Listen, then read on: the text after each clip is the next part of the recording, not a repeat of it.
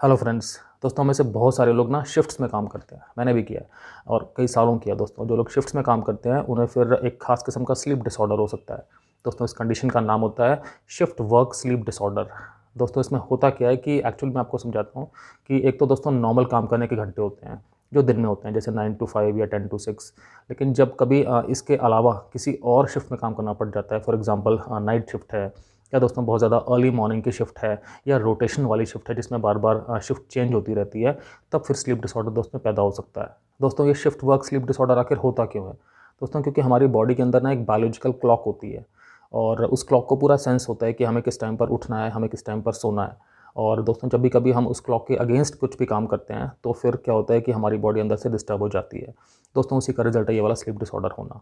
दोस्तों अगर और आपको थोड़ा सा साइंटिफिक होकर के बताऊं तो इसे कहते हैं कि हमारी बॉडी के अंदर एक सर्कैडियन रिदम होती है। आप समझ रहे हैं, सर्कैडियन रिदम। तो दोस्तों ये रिदम का मतलब क्या होता है कि हर 24 घंटे में जिस तरह से हमारे अंदर physical, mental, emotional, behavioural changes होते हैं ना, और वो चेंजेस दोस्तों हर 24 घंटे में अपने आप को रिपीट करते हैं, उसे कहते हैं सर्कैडियन रिदम।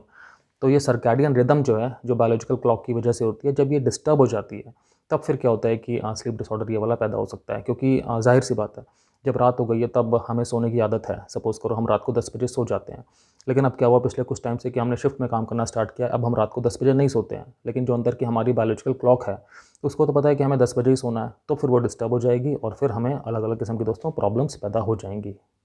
तो फ्रेंड्स इस वीडियो में शिफ्ट वर्क स्लीप डिसऑर्डर से रिलेटेड मैं आपके साथ सारी साइंटिफिक बात करूंगा। सिम्टम्स दोस्तों डिस्कस करेंगे और इसके मैनेजमेंट के लिए, इसके इलाज के लिए क्या कुछ किया जा सकता है, डॉक्टर्स को कब दिखाना चाहिए और इसमें आप अपनी लाइफ स्टाइल के लिए क्या कर सकते हैं, क्या ये चीज़ प्रॉब्लम वाली भी हो सकती है, इससे कॉम्प्लिकेशंस क्या हो सकते हैं। दोस्तों इन सारी चीज़ों के बारे में अच्छे से बात करेंगे, समझदारी से बात करेंगे। और दोस्तों अगर आप शिफ्ट में काम करते हैं फिर आपको ये वीडियो लास्ट तक ज़रूर देखना चाहिए।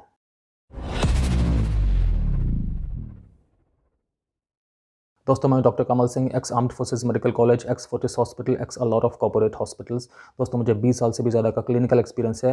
मैंने critical care medicine, internal medicine, emergency medicine और फैमिली मेडिसिन में दोस्तों बहुत सारी प्रैक्टिस की है। दोस्तों शिफ्ट वर्क स्लीप डिसऑर्डर में प्रॉब्लम हो सकती है जब भी आपको मन करे तब आपको शायद नींद ना आए, ये वाली प्रॉब्लम हो सकती है।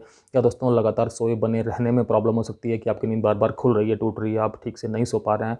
या दोस्तों ऐसा भी हो सकता है कि आपको लगातार नींद ही आए जा रही है, आप मतलब फ्रेश ही नहीं हो पा रहे हैं, आप उठ ही नहीं पा रहे हैं। दोस्तों अगर हम सिम्टम्स की कैटेगरी की बात करें तो दो मेन कैटेगरी हो गई। पहली होती है दोस्तों इनसोम्निया वाली।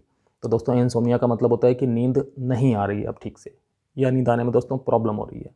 तो दोस्तों ये नॉर्मली उन लोगों में ज़्यादा देखा जाता है जो लोग बहुत ज़्यादा अर्ली मॉर्निंग में काम कर रहे होते हैं। फॉर एग्जांपल रात को 3 बजे से लेकर के सुबह 6 बजे तक, 7 बजे तक जो लोग ज़्यादा एक्टिव हैं काम करने में, उनको ये वाली प्रॉब्लम फिर नॉर्मली देखी जाती है कि उन्हें नींद फिर नहीं आती ठीक से टाइम पे। या अगर नींद आती है तो उन्हें फिर सोए बने रहने में भी प्रॉब्लम होती है, उनकी नींद बार बार खुलती है। दोस्तों देखा जाता है कि जिन लोगों को इवनिंग में, शाम को काम करना होता है, या अर्ली नाइट में भी काम करना होता है, उन लोगों को भी दोस्तों फिर लगातार सोए बने रहने में प्रॉब्लम आती है, उनकी नींद बार बार टूटती है या खुलती है। दोस्तों अगली कैटेगरी है जिसका नाम है हाइपरसोम्निया। हाइपरसोम्निया में क्या होता है कि व्यक्ति को बहुत ज़्यादा नींद आ जाती है। मतलब पेशेंट कहीं पर भी सो जाते हैं, अनवांटेड टाइम पे, अनवांटेड जगह पे, अनवांटेड सराउंडिंग्स में भी नींद आ जाती है। नॉर्मली ये जो पेशेंट्स होते हैं जिनको कि रात में काम करना पड़ रहा है या अर्ली मॉर्निंग में लगातार काम करना पड़ रहा है, उन लोगों में चांसेस बहुत ज़्यादा होते हैं कि हाइपरसोम्निया हो जाएगा। मतलब कि नींद बहुत ज़्यादा आने लगेगी, नींद कहीं पर भी आने लगेगी, बिना जगह देखे, बिना टाइम देखे। दोस्तों ये वाली कंडीशन अपने आप में थोड़ी सी डेंजरस भी हो सकती है, क्योंकि अगर नींद किसी भी जगह पे आ गई जहाँ पे शायद कुछ हेल्थ का रिस्क भी है, प्रॉब्लम हो सकती है। अब दोस्तों अगर हम शिफ्ट वर्क स्लीप डिसऑर्डर के बाकी सिम्टम्स की बात करें, जो नींद के अलावा सिम्टम्स हैं, तो वो क्या क्या हो सकते हैं? दोस्तों हेडेक बना रह सकता है, सर में दर्द बना रह सकता है। दोस्तों किसी भी चीज़ में कंसंट्रेट करने में या फोकस करने में प्रॉब्लम हो सकती है। मतलब ऐसा लगेगा कि बहुत ज़्यादा मेहनत करनी पड़ रही है किसी भी चीज़ को ध्यान से समझने में या ध्यान से प्रोसेस करने में या फोकस करने में। दोस्तों ऐसा हो सकता है कि मूड बहुत ज़्यादा इरिटेबल हो, मतलब बहुत ज़्यादा चिड़चिड़ापन हो व्यवहार में, बहुत ज़्यादा इरिटेबिलिटी हो, थोड़ी थोड़ी सी बात पे मूड बहुत ज़्यादा अचानक से ख़राब हो जाता हो। दोस्तों ऐसा हो सकता है कि अंदर से बहुत ज़्यादा एनर्जी की कमी लगे, हमेशा ऐसा लगे कि बस बहुत ज़्यादा वीकनेस है अंदर से, बहुत ज़्यादा थकान है, कुछ काम करने का मन ही नहीं है। ये भी अपने आप में शिफ्ट वर्क स्लीप डिसऑर्डर का दोस्तों एक सिम्टम होता है कि अंदर से लेथार्जी बनी हुई है, कुछ भी काम करने का मन में इच्छा नहीं हो रही, शरीर में तो बहुत ज़्यादा थकान है ही। दोस्तों एक ये भी चीज़ होती है, देखी जाती है कॉमनली, कि जब आप काम कर रहे हैं तो अलर्टनेस कम होती है अंदर से। मतलब जैसे आप कहते हैं कि जागृति कम होती है, जागरूकता कम होती है।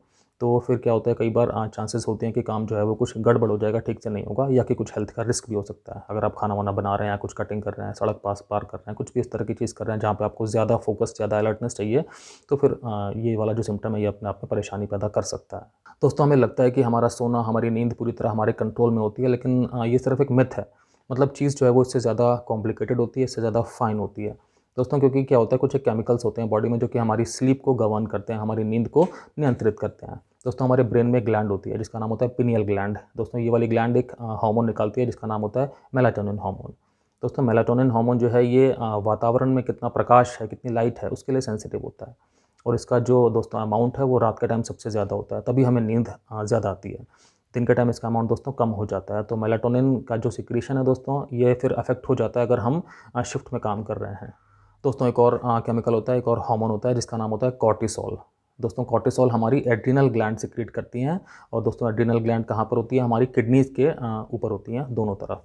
तो दोस्तों, जो कॉर्टिसोल हार्मोन होता है ना, इसे वैसे स्ट्रेस हार्मोन भी कहते हैं। तो इसका भी दोस्तों अमाउंट जो है वो सबसे ज़्यादा किस टाइम पे होता है, सुबह के टाइम होता है, जब हमारा उठने का टाइम होता है। और जैसे जैसे दोस्तों दिन पास होता है वैसे वैसे इसका अमाउंट कम होता जाता है। तो शाम के टाइम या रात के टाइम इसका अमाउंट बहुत कम हो जाता है। तो देखा दोस्तों, मतलब केमिकल्स हैं बॉडी में जो कि ब्रेन को सिग्नल दे रहे हैं कि अब सोने का टाइम हो गया है। तो जब कभी हम शिफ्ट में काम करते हैं तो फिर ये सारा अंदर का जो सिस्टम है ना, ये थोड़ा उलझन में पड़ जाता है, डिरेंज हो जाता है, जिसकी वजह से कि फिर ठीक से ये नहीं ब्रेन को पता लग पाता कि यार ये टाइम तो सोने का है, लेकिन व्यक्ति इस टाइम पे काम कर रहा है। तो फिर क्या है, इससे दोस्तों अलग अलग किस्म की चीज़ें पैदा होना स्टार्ट हो जाती हैं, नींद से रिलेटेड भी, फोकस से रिलेटेड भी। दोस्तों, बात करते हैं कि अगर आपको लग रहा है कि ऐसी कोई चीज़ है आपके साथ में, तो आपको क्या करना चाहिए। मतलब कि आपकी डायग्नोसिस बन पाए, आप डॉक्टर के पास जाएँ तो किस तैयारी से जाएँ कि डॉक्टर्स को सारी की सारी चीज़ें आपके बारे में ठीक से पता हों। तो दोस्तों, इंपॉर्टेंट है कि अपनी एक स्लीप डायरी रखिए, जिसमें कि आप डेली का लिख सकते हैं कि आप कितने बजे सोए और कितने बजे उठे। साथ साथ दोस्तों, आप नींद आपकी कितने बार खुली, मतलब कितनी बार आपकी नींद टूटी जब आप सो रहे थे उस टाइम पे।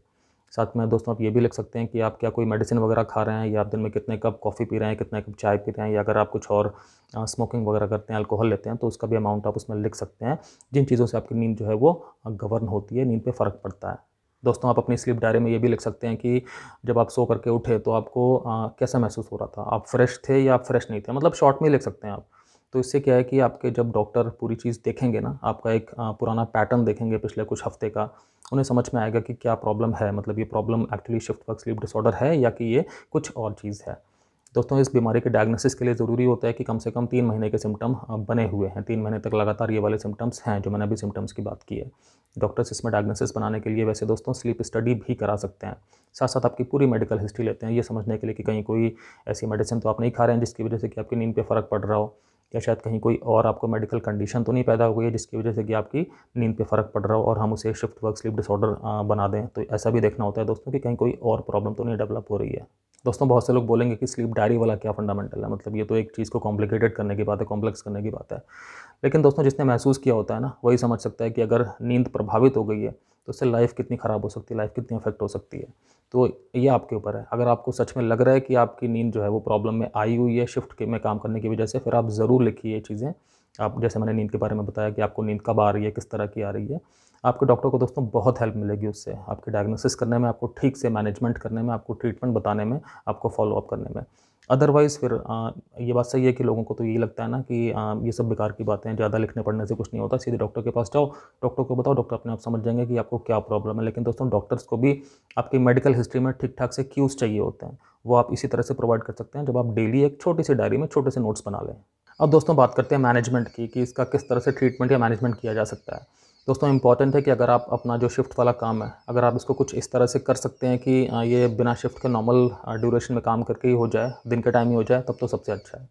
लेकिन अगर आप ऐसा नहीं कर सकते हैं, फिर आपको ये देखना है कि आप अपने घर में अपना स्लीपिंग रूटीन किस तरह से और बेटर कर सकते हैं। मतलब किस तरह से आप ऐसी कोशिश कर सकते हैं कि आप रात के टाइम ही सोएं, जो बॉडी का नेचुरली सोने का टाइम होता है।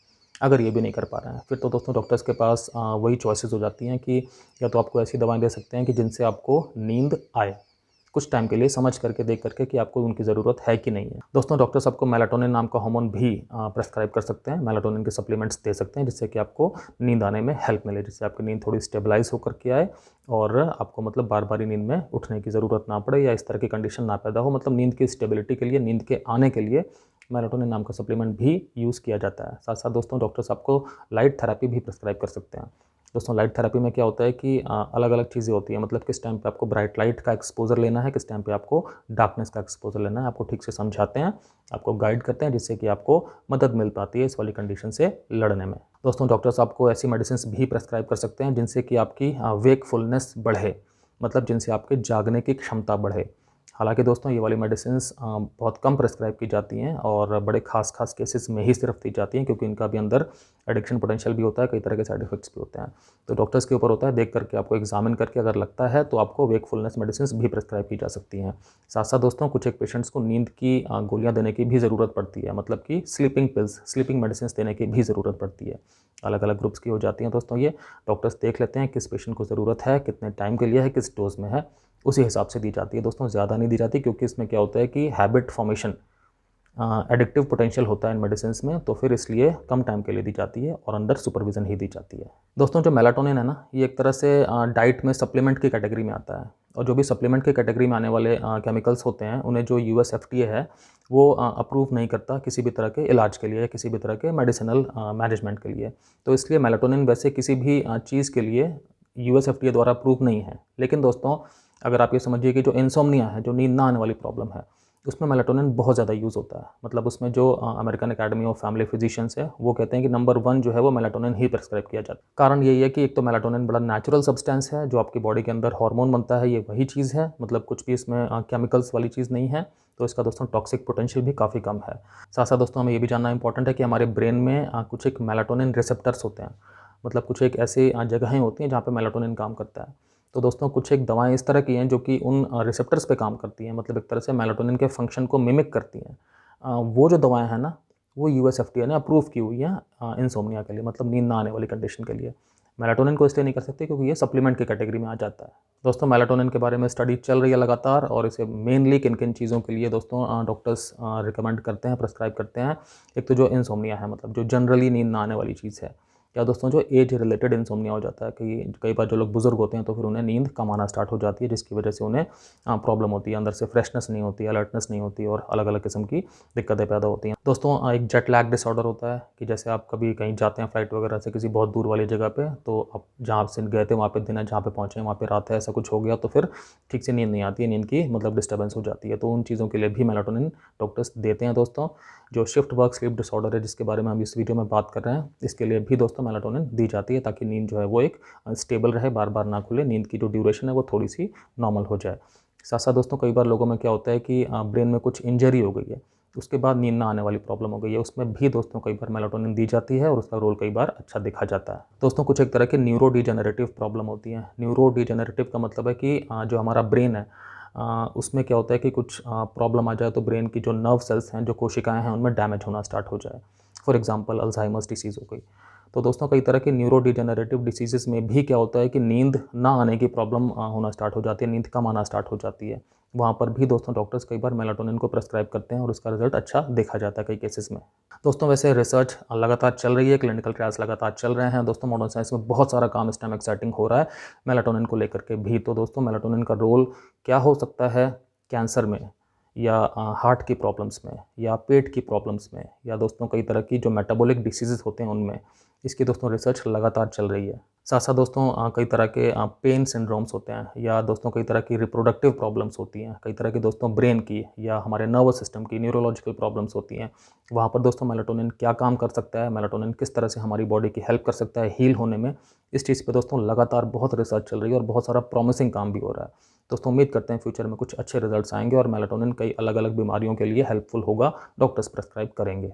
दोस्तों लाइट थेरेपी की बात करते हैं। लाइट थेरेपी का मतलब वही हो गया कि लाइट से आपका एक्सपोजर।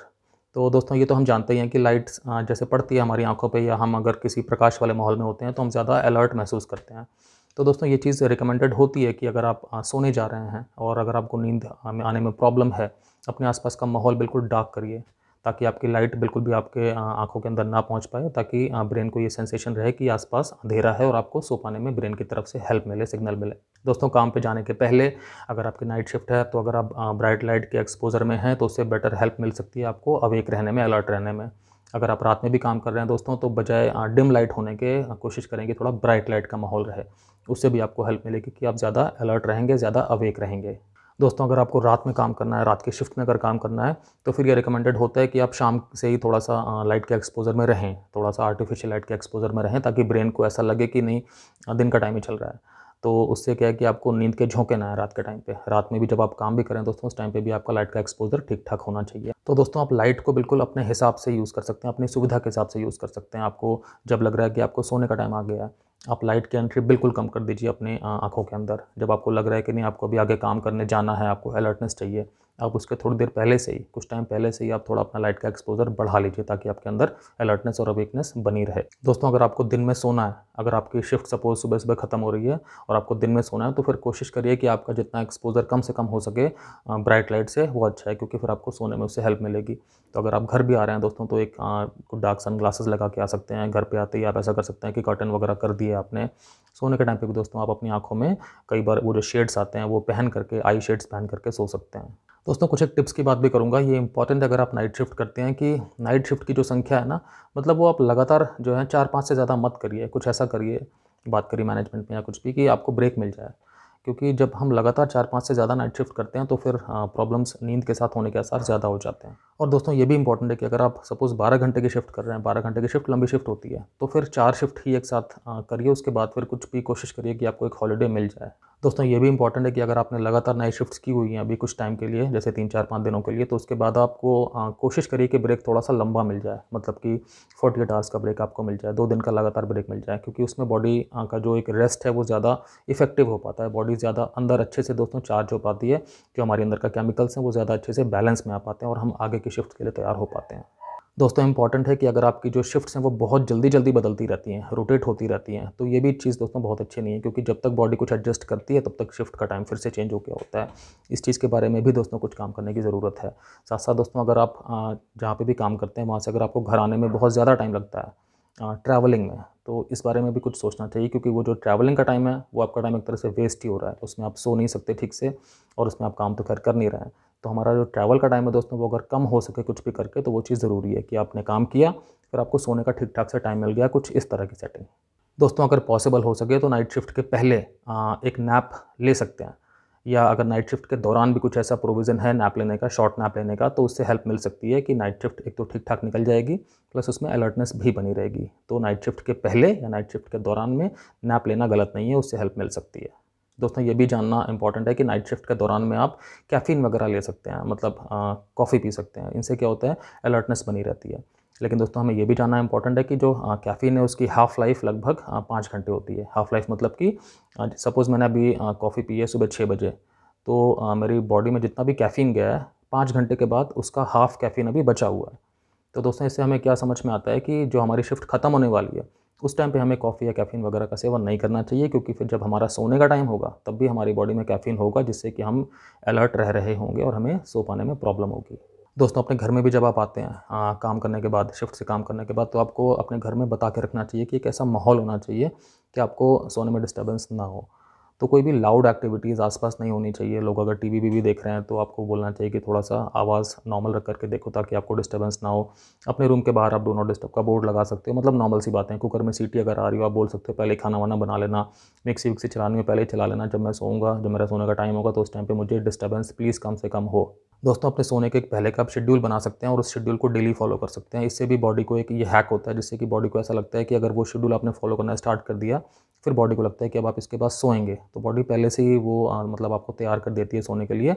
आपको सो पाने में फिर मुश्किल कम होती है। फॉर एग्ज़ाम्पल मैं किस तरह के शेड्यूल की बात कर रहा हूँ, कि आपने एक ऐसा सिस्टम बनाया कि आप अपने सोने के पहले सपोज़ 2 मिनट के लिए ब्रश करेंगे, फिर उसके बाद आप बैठ कर के 5 मिनट के लिए कुछ रीडिंग करेंगे, उसके बाद आप लेटेंगे, कुछ एक म्यूज़िक लगाएँगे 10 मिनट के लिए, फिर आप सब कुछ बंद कर देंगे और डीप ब्रीथिंग करेंगे या मेडिटेशन करेंगे, और उसके बाद आप सोएँगे। तो जब आप इन सारी चीज़ों में दोस्तों पहला स्टेप ही फॉलो करना स्टार्ट करेंगे ना, तो बॉडी आपको अंदर से फिर तैयार कर रही है कि आपको नींद टाइम पे आ जाएगी। तो एक स्लीप का शेड्यूल बनाना और उसे फॉलो करना भी अपने आप में हेल्पफुल हो सकता है कि आपको नींद दोस्तों अच्छी आए, गहरी आए, बिना टूटे आए। दोस्तों ये बहुत ज़्यादा इंपॉर्टेंट है कि जब आपका डे ऑफ है, जब आपको काम नहीं करना है, आपकी शिफ्ट में छुट्टी है, उस दिन का आप भरपूर इस्तेमाल करें सोने में, रेस्ट करने में, अपनी हेल्थ को वापस लेने में। तो उस दिन आपको दोस्तों कोई भी इस तरह की चीज़ें, मतलब कैफ़ीन-वैफ़ीन, कोल्ड ड्रिंक, सॉफ्ट ड्रिंक या जो भी एनर्जी ड्रिंक्स होती हैं, इन सब का इस्तेमाल नहीं करना चाहिए, ताकि आप रिलैक्स रह सकें। उस दिन अपने आप को आप बहुत ज़्यादा कामों से मत ला दिएगा कि मैं बाहर ही जाऊँगा या बाहर ही मुझे ये करना है, वो करना है। कुछ मैं समझता हूँ प्रैक्टिकली ऐसा नहीं भी हो पाता, बट मन में एक इस चीज़ की कोशिश होनी चाहिए कि मैं उस दिन पूरी तरह से रेस्ट करूँगा या करूँगी।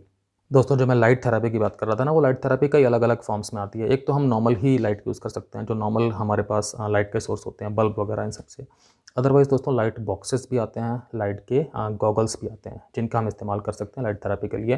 पर्पस दोस्तों यही है कि जब कभी हमें काम पे जाना है, उसके पहले हमें लाइट का एक्सपोज़र होना चाहिए, ताकि हमारे ब्रेन को लगे कि दिन है, ताकि हम अलर्ट रहें। और जब कभी दोस्तों हमें काम हमारा ख़त्म होने वाला है, हमें सोना है, तो फिर हमारा लाइट का एक्सपोज़र बिल्कुल कम हो जाना चाहिए। ऐसा लगना चाहिए ब्रेन को कि डार्कनेस हो गई है, रात हो गई है, तो फिर अब व्यक्ति को सोना है, तो उस तरह से ब्रेन कमांड देगा, सिग्नल देगा और पेशेंट सो पाएगा। दोस्तों, अगर ऐसा सोच लें कि भाई शिफ्ट वर्क स्लीप डिसऑर्डर है, लेकिन कोई बात नहीं, अपने आप मैनेज करेंगे, कोई ट्रीटमेंट लेने की ज़रूरत नहीं है, सबके साथ होता है, धीरे-धीरे हमारा भी ठीक हो जाएगा। जब सो पा रहे हैं तो सो लेंगे, जब नहीं सो पा रहे हैं तो कुछ और कर लेंगे। दोस्तों, ये वाला एटीट्यूड ठीक नहीं है, क्योंकि अगर शिफ्ट वर्क स्लीप डिसऑर्डर है, तो फिर प्रॉब्लम्स हो सकती हैं, कॉम्प्लिकेशंस हो सकते हैं। किस तरह के हो सकते हैं? आपकी तो वर्क परफॉर्मेंस जो दोस्तों है वो ख़राब हो सकती है। मतलब आपको ठीक से काम करने में जब फोकस नहीं लगेगा, जब अलर्टनेस नहीं होगी, तो डेफिनेटली आपके जो काम करने की प्रोडक्टिविटी है दोस्तों, वो भी सफ़र करेगी। साथ-साथ दोस्तों क्या हो सकता है कि आपका जो मूड है वो बहुत ज़्यादा फ्लक्चुएट हो सकता है। बार-बार ज़रा-ज़रा सी बातों पे गुस्सा आ जाना, इरिटेबल हो जाना, एंग्शियस हो जाना अंदर से, घबरा जाना, इस तरह की चीज़ें दोस्तों पैदा हो सकती हैं। एक्सीडेंट का रिस्क भी बढ़ सकता है। जैसे मैंने बताया, जब फोकस कम होता है, आप कोई भी काम ऐसा कर रहे हैं जिस काम को करने में काफ़ी ज़्यादा अलर्टनेस चाहिए, अलर्टनेस कम है दोस्तों, तो एक्सीडेंट हो सकता है। मतलब अगर आप किचन में हाथ कट सकता है, आप कहीं सड़क पार कर रहे हैं, कुछ आप गिर सकते हो, ट्रिप कर सकते हो, एक्सीडेंट हो सकता है, कुछ भी हो सकता है। दोस्तों, ये भी देखा जा सकता है इन पेशेंट्स में कि अगर इनका इलाज ना किया जाए, तो फिर क्या होता है कि ये लोग कई तरह के एडिक्शंस में पड़ना स्टार्ट कर जाते हैं। फॉर एग्ज़ाम्पल, सिगरेट पीना स्टार्ट कर दिया या अल्कोहल लेना स्टार्ट कर दिया, सिर्फ अपनी कंडीशंस के साथ में कोप अप करने के लिए। ये एक टेम्परेरी मैनेजमेंट है, जिससे कि इनको एक्चुअली लाइफ में आगे प्रॉब्लम्स होती ही हैं, प्रॉब्लम्स बढ़ती ही हैं इनकी। बट उस टाइम के लिए देखा जाता है कि बहुत सारे पेशेंट्स को ये सब्सटेंस यूज़ डिसऑर्डर पैदा हो जाता है, मतलब नशे में पड़ने की एक प्रवृत्ति बन जाती है। प्लस दोस्तों, अगर नींद ना पूरी हो, बॉडी का पूरा सिस्टम अंदर से हिल जाता है। इम्यून सिस्टम बॉडी का ख़राब हो सकता है, बॉडी में अलग-अलग किस्म की दोस्तों प्रॉब्लम्स हो सकती है। मतलब आपका जो मेटाबॉलिक सिस्टम है, वो पूरा का पूरा हिल सकता है, जिससे कि आपको अलग-अलग टाइप्स की प्रॉब्लम्स होना स्टार्ट हो सकती हैं। दोस्तों, अगर लॉन्ग टर्म में देखा जाए तो कॉम्प्लिकेशंस नींद के बहुत सारे हो सकते हैं। अगर नींद ठीक से नहीं पूरी हो पा रही है दोस्तों, लॉन्ग टर्म के हिसाब से देखा जाए तो ओबेसिटी हो सकती है, हार्ट की प्रॉब्लम्स हो सकती हैं, कोलेस्ट्रॉल की प्रॉब्लम्स हो सकती हैं दोस्तों, कई तरह की, जैसे मैंने बोला, मेटाबॉलिक प्रॉब्लम्स तो हो ही सकती हैं। कैंसर्स होने की संभावना बढ़ जाती है दोस्तों। जो आपका रिप्रोडक्टिव ऑर्गन है, उनकी सारी की सारी प्रॉब्लम्स होने की, मतलब आपके हार्मोन हेल्थ प्रभावित होना स्टार्ट हो जाती है।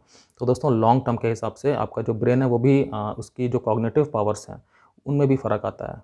तो ये बहुत इंपॉर्टेंट है कि आपकी नींद जो है उसे आप बहुत ज़्यादा प्रायोरिटी दे के रखें। बहुत बार होता है कि लोगों को लगता है कि यार मैं फालतू सोऊँगा 7-8 घंटे, इससे अच्छा मैं ना 1-2 घंटे की नींद अपनी कम कर लेता हूँ, कुछ काम और कर लेता हूँ। ये चीज़ दोस्तों ठीक नहीं है। आपको अपनी नींद पूरी 7-8 घंटे की हमेशा लेनी चाहिए।